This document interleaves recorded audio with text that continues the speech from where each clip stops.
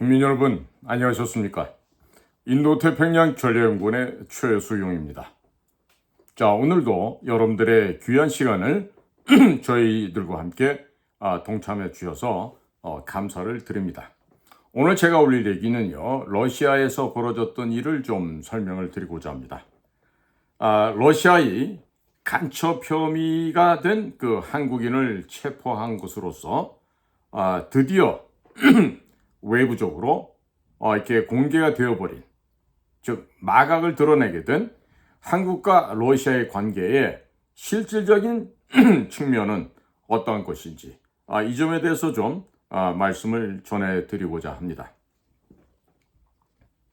러시아에서 한국 사람이 간첩 혐의로 체포됐다는 보도가 다른 곳도 아니라 러시아 언론을 통해서 나오면서 많은 의문이 쏟아지게 되었습니다.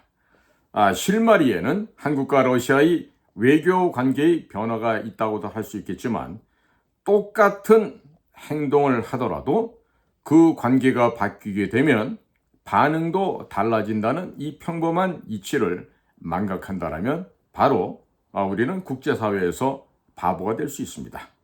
자, 러시아는 그간 탈북자 문제에 대해서 인도적인 처리를 하는데 협조를 해왔었습니다. 북측에서의 항의가 온다 하더라도 실제적으로 마쿠에서는 대한민국과 협조를 해왔었습니다. 그러나 우크라이나 전쟁 이후에 한국 러시아 관계가 악화가 되고 있는데 향후 탈북자 처리 방침도 변경될 것으로 지금 추론되고 있습니다. 그래서 이번에도 보듯이 간첩 혐의로 대북 첩보 활동으로 추측되는 이런 일련의 행동과 이런 동향들이 앞으로 갈등이 커져가고 있는 한국 러시아 관계에 있어서 부정적인 측면으로 우려가 되고 있음을 우리는 깨닫고 이에 대한 적절한 대비와 그리고 효력을 발생할 수 있는 지금 대책과 대안을 준비를 해야 되겠습니다. 러시아 블라디보스톡에서 치료하고 있는 한국인 선교사 백모 씨가 5개월 전에 러시아 당국에 의해서 간첩 혐의로 체포되었다는 사실이 지난 3월 11일자 타스 통신의 보도로 알려진 바 있습니다. 당시 보도에 따르면 그 한국인 백 씨는 러시아의 국가 기밀에 해당하는 정보를 누군가에게 받아서 외국 정보기관에 넘긴 혐의를 받고 있다고 했습니다. 또한 백 씨는 탈북자 지원에도 관여한 바가 있다고 하였고 러시아 당국의 이러한 조치는 최근 한국 러시아 관계의 맥락에서 어떤 의미가 있고 왜 체포한 지 2개월이 지나서 언론을 통해서 유출시켰을까? 왜 보도가 되었을까? 라는 점을 우리가 좀 유의해 가면서 살펴봐야 하겠습니다. 그러면 탈북자들이 북한 지역을 탈북하게 되면요, 중국 아니면 러시아로 지금 도주하게 되어 있죠. 그러니까 중국과 러시아의 탈북 문제에 대한 대응법을 좀 우선 살펴봐야 하겠습니다. 이번 백씨 사건의 전모는 현재까지는 러시아 당국의 설명이 없습니다. 다만 언론 보도를 통해 추측해 볼 수 있을 뿐이죠. 과거 백씨의 행적으로 볼 때 탈북자 문제에도 관련이 있을 것으로 전망이 됩니다. 러시아 당국의 백씨 체포는 탈북자 처리에 대한 러시아의 방침이 바뀐 것이 아닌가 하는 생각을 갖게끔 하고 있습니다. 북한 주민들의 탈북 루트는 국경을 맞대고 있는 중국 아니면 러시아입니다. 중국의 경우는 탈북자를 적발하는 즉시 북한으로 송환하고 있죠. 강제 북송을 시킵니다. 그래서 중국으로 들어온 탈북자들은 중국 공안들의 눈을 피해 수천 킬로미터 떨어진 태국, 미얀마, 라오스 등 동남아 국가를 돌아서 들어가 한국으로 오게 되는 험난하고도 험준한 여정을 겪어내야만 합니다. 중국 정부가 탈북자를 한국 측에 인도했던 사례는 전혀 없는 반면에 그간 러시아는 중국과는 달리 탈북자 문제를 인도적인 방식으로 처리를 해왔었습니다. 자, 러시아가 탈북 문제를 협조하는 방법에 대해서 살펴보면요, 한국 대사관이 탈북자를 보호하고 있는 한국인으로부터 상황을 알게 되면 대사관이 직접 전면에 나서지 않고 유엔 난민기구, 즉 UNHCR 모스크바 사무소가 러시아 정부를 접촉해서 난민 지위를 인정받는 방식을 해왔었습니다.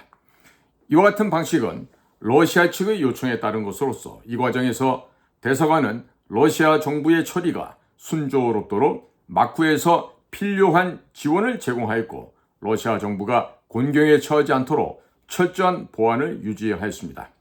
탈북민을 대한민국 국민으로 간주하는 것은 헌법에 따른 한국 안에서 이야기이고 제3국에서 볼 때는 탈북자는 북한 국적자이므로 러시아 당국은 한국 정부가 직접 관여하는 것은 적절하지 않다는 입장을 취하고 있습니다. 더욱 북한 측이 러시아 정부의 탈북자 처리에 대해 사전이든 사후이든 인지하게 되면 보통 강력하게 항의하기 때문에 러시아 정부로서 조심할 수밖에 없는 입장입니다. 그러다가 2016년 러시아와 북한이 상호 불법 체류자 송환 협정을 체결하였고 여건이 안 좋아질 것으로 우려되었지만 다행히도 러시아 정부는 계속 협조하였고 이에 따라 탈북자를 돕는 한국인이 체포되거나 처벌받는 사례는 없었던 것으로 보여지고 있습니다.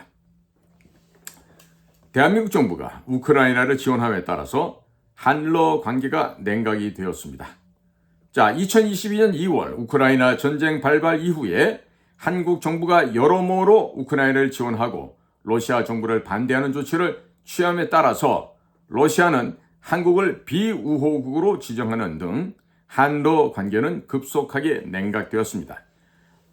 여기에 이에 대한 반작용으로 블라디미르 푸틴 대통령이 지난 9월 김정은을 만나서 직접 회담을 갖는 등 러시아와 북한 양측은 상호 협력을 모색하는 방식을 취해서 상호 접근을 해왔습니다. 이런 가운데 푸틴 대통령이 지난 12월 초 신임 주 러시아 대사의 신임장 제정식에 한국과 러시아 경제협력 관계의 복원에 대한 관심을 표명했으나 한국의 산업통상자원부는 같은 달 12월 26일 대러시아 수출 통제 품목을 1480개로 대폭 확대하는 3차 제재 조치를 취하였습니다. 러시아 외교부 대변인은 이에 대한 브리핑에서 미국의 지시에 따른 비우호적 행동에 대한 보복 조치를 예고하면서 보복 조치가 굳이 대칭적일 필요는 없다. 한국은 그러한 러시아의 조치에 놀랄 일이 아니다. 라고 덧붙였습니다. 백시 체포는 이와 같은 상황 속에서 러시아가 탈북자 처리에 대한 방침을 바꿈으로써 한국에 대해서는 경고하고 북한에 대해서는 우호적인 제스처로 취한 조치로 보여진다고 할 수 있겠습니다. 어느 나라든지 간에 불법 입국자 또는 불법 체류자를 은닉하거나 도피를 돕는 행위를 처벌한다는 것은 정상적인 것입니다. 따라서 러시아가 그간 탈북자를 한국 측에 인도했던 것은 한국에 대한 호의적인 조치였다라고 할 수 있겠습니다. 백시 체포에 대해 국내 일각에서는 인질 외교를 운운하고 있는데 이것은 전혀 앞뒤가 맞는 이야기가 아닌 것이죠. 자, 2개월이 지난 후에서야